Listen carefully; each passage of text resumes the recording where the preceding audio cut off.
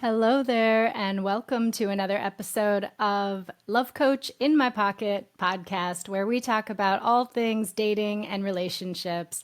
And today we're going to be talking about something very near and dear to my heart, which is how to be discerning in dating.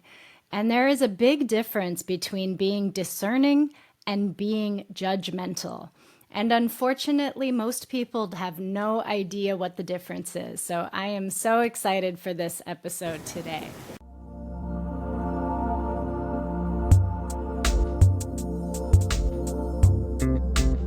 Welcome to the Love Coach in My Pocket podcast. I'm Whitney Coburn, a dating and relationship expert and love coach, but I wasn't always an expert. Far from it. After battling years of heartbreak, I finally cracked the code to love. And now I'm here to share that hard-earned wisdom with you. You're in for a treat, getting the guidance you never learned growing up. Whether you're here for practical dating tips, expert relationship advice, or deep talks on healing, this podcast is your go-to resource for lasting love. Get ready to feel uplifted, inspired, and empowered in your love life. So first of all, what is judgment, right? What is judgment? When we are judging other people, we judge ourselves, we judge our circumstances. We decide if it's right or wrong, good or bad. And it's very confusing because we need to make decisions when we're dating. We need to make a decision about whether somebody is good for us or bad for us. But when we judge them, we're saying that they're good or bad, period. And you know what? It is not our job to make those decisions about everyone. So that's where discernment comes into play, because discernment is about making a conscious decision. So when we're in our judge, also known as our inner critic, we are emotional, right? We're exasperated, or we're upset, or we're angry, or we're disappointed. And we don't want to feel those kind of feelings. And that usually takes over our dating life. So if you're out there and you're swiping and you're dating and you're getting really annoyed, like, oh, another awful profile. What's wrong with these people? Why are they so awful? It's like a poison inside of you that doesn't feel good, that we are feeding and encouraging with every negative comment we make about somebody's profile, with every time that we screenshot and send a disappointing profile. We're just fanning the flames of our own inner critic and all the negative emotions that come with it. I want to tell you a little story too. So one of my former clients came to me and said that she went on a date with a guy and he wore sneakers to the date. Tennis shoes, sneakers, trainers, whatever you want to call them. She was not turned on by this. And so she judged him and said, I will never see him again because he wore sneakers to the date. And what I encourage you to do when you find yourself getting into judgment is to be curious. Curiosity can take the place of this emotional, judgmental part that we all have. And the problem with just judging somebody is that we're often assuming. And you know the saying, when you assume, you make an ass out of you and me. And I totally agree with that. We need to ask the question. We need to clarify. She could have been curious and asked him, oh, I see that you're dressed really casual today. Tell me about that. That's all she needed to say. And then she can get more information to know that maybe this guy doesn't even own a pair of dress shoes and never dresses up. And so they have very different lifestyles. And that's a fair enough reason to not want to date someone if you have very different lifestyles. But when we don't ask and we're not curious, we miss out on a lot of information. Maybe he was rushed. Maybe he's in the process of moving. Like, we have no idea what the real answer is until we get curious and ask. And that allows us to be discerning, because we do need to make decisions. We do need to determine if somebody is somebody that we could see ourselves with in the long run, or at least, could I go on one more date with this person? Do I like them enough? Are they being kind enough? Is their personality a fit enough? And I want to give you some tips to help you get out of the inner critic, this emotional, judgmental side of you that isn't really helpful because it brings up so much negative emotion when we're experiencing it. And instead, shift your mindset into being discerning. So the first thing is that discernment is present-minded. We're not stuck in our past. We're not in the future. We're present. So when I look at a photo, if I'm not present, then I might go into autopilot. And let's say that I had an ex that had the same shirt that this guy has in his photo. And so immediately my subconscious brain says, no way, he's just like my ex. Well, is that present-minded? Is that level-headed? Does that really make sense? Are you really sure that this is a horrible match for you because of the shirt he's wearing? Probably not. So we need to practice being present-minded. And one of the ways we can do this is through a mindfulness practice.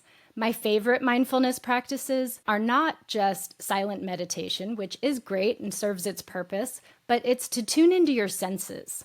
So noticing what you can touch, what you feel, what you smell, what you hear, and noticing what you see in a lot of detail. When you get really present to your body's senses and how you sense the world around you, it brings you into a state of calm, cool, level-headedness where you can make the right decisions or take the next action. I also am a big fan of practicing embodiment. So embodiment, getting out of your head and getting into your body, will help you to feel your emotions, process your emotions, and again, help you stay level-headed so that you're making decisions that are right for you and not just being emotionally, impulsively judgmental.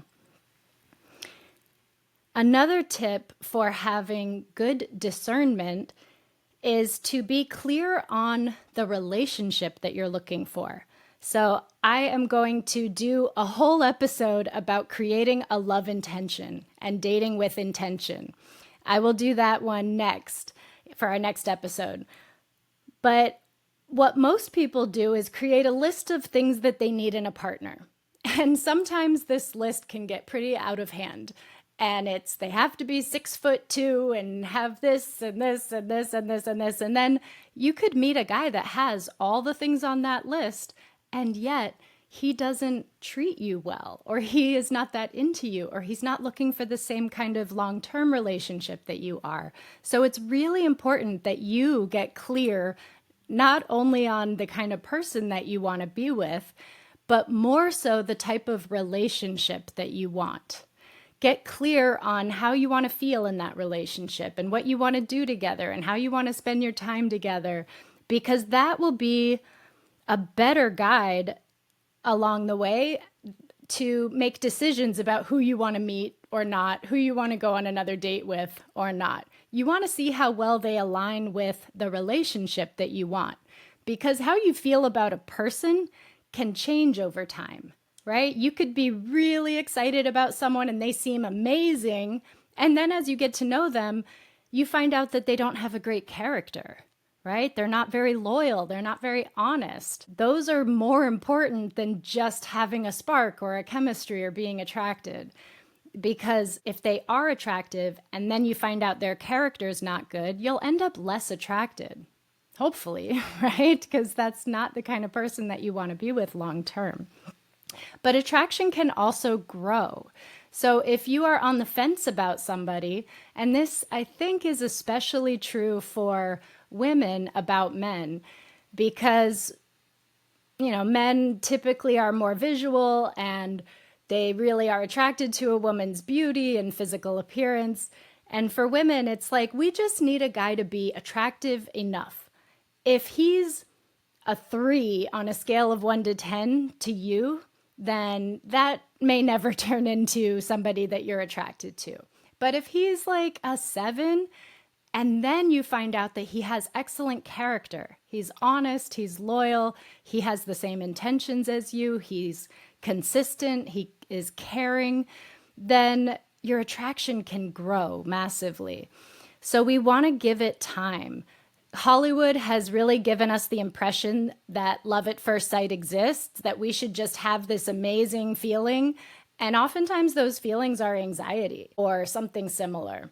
Being discerning means that you have a clear idea of what you're looking for in a relationship, and that's what you use as your guide and determining whether somebody is going to get to the next stage with you. Practice mindfulness, practice embodiment, tune into your body's feelings and sensations, listen to your gut instinct. It will be more insightful and wise than what we come up with in our head when we're judging people or listing out pros and cons and all of those things. Because we want to be level-headed and intentional with our dating. Discernment means that we can say no.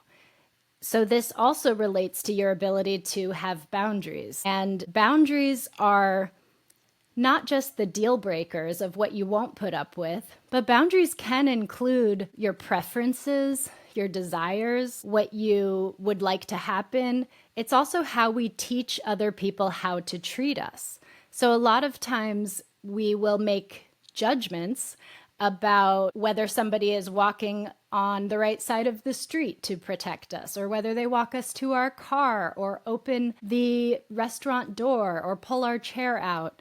And yes, I love chivalry, and I love when a guy just has been trained well and knows how to do this. But I also understand that sometimes we need to teach the guy that this is how we want to be treated.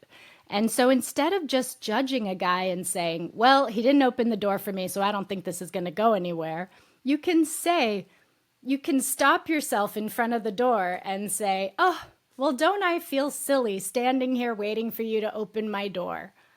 What do you think he's going to do? He's going to go in and open the door for you, and then he knows that that's what you need, that that's what you expect. And so it is these little things that we do to train somebody how to treat us. And of course, along the way, if at some point we tell them what we need and they can't do it, then that gives us clarity too. It gives us a clear answer. It's not just us judging them as a bad person, not trained well, whatever it is that we're judging from them. We need to have boundaries. We need to understand our goals and intentions, and we need to make decisions about who we will put up with and who we will not put up with, what kind of behavior we will tolerate, and what kind of behavior we won't. But we need to really look at what is the most important thing. What are the priorities? It's not just about how successful somebody is or how attractive they are. And let's face it, that's what modern dating has taught us lately, is that what's important is how attractive somebody is, right? Or maybe even how convenient and available they are.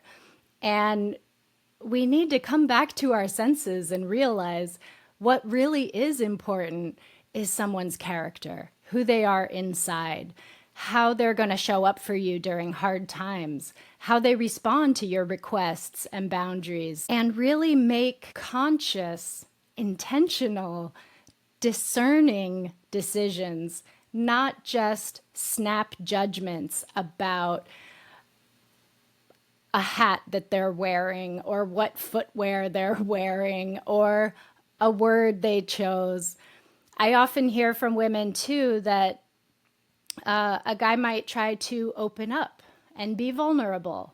And this is really a fine line to walk in dating, because we don't want to trauma dump. We don't want to dump out all of our traumas and history and, oh, this happened to me and this happened to me and I have all this drama and trauma. Obviously, that's not going to be fun for anybody to go through. Don't talk about your exes on a first date. Don't talk about religion and politics. But you do want to be able to be vulnerable and open up a little bit. So when somebody starts to open up and tell you something personal, let's have a little bit of softness and compassion and understanding to hear that and receive that in the present moment. You don't have to make the decision, am I going to be with this person 10 years from now? Because, let's say they said they had a bankruptcy in their past, and maybe it was a while ago, so they've gotten kind of out of it now, and you just automatically want to judge them as a bad person. Well, we need more information. We need to be curious. We need to find out if that's really their defining characteristic or if they have done something really interesting and impressive to come out of that, to stand up again. So we want to have some vulnerable conversation in our dating. That's what helps us to get to somebody's heart, to get to their inside, to really know what makes them tick, because that's so much more important than the shallow things. I love the book Deeper Dating by Ken Page. The subtitle is How to Drop the Games of Seduction and Discover the Power of Intimacy. Why you don't have to act perfect. Now I'm doing this off memory, so look perfect, something to find real love. And he really encourages us to be vulnerable, to open up, to let people know more than just this facade that we tend to put on for our first date, right? Of, oh, everything's great. Yeah, I'm wonderful. And then as the dating process goes on, we begin to discover more about a person. So we don't want to be drinking from the fire hose and dumping all of these things, but we can sprinkle in a little bit of personal, emotional information about ourselves, stories that make you feel something. Anything you can talk about that makes you light up and get excited is also great. But when someone starts to be vulnerable with you, I really encourage you to stay present in the moment, to listen to them and allow them to open up a little bit. And then you can always set a boundary and say, well, wow, that was deep for a first date. Maybe we can take the conversation a little lighter. And then you can change the conversation. I'm getting really tired of how judgmental everybody is being in the dating process. And it really shows that people are being really judgmental with themselves. They're judging themselves. They're criticizing themselves. I hear from women all the time that are so disappointed. They say, I thought by this age I would be here, I would have this, I would have kids.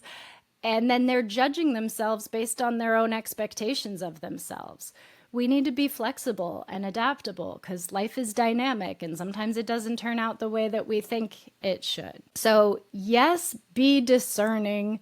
Be aware of your own value and what you deserve. There is a lot of pee in the swimming pool of the dating pool. Like, we know there's a lot of people that are mean, that are rude, that are undateable, that are mentally ill, that are rude. And the quicker you can just make the decision to not talk to them, block them, move on, so that you can find somebody that does have some character. And don't let all of that negativity distract you, knowing that there are good people out there. So stop judging and start discerning.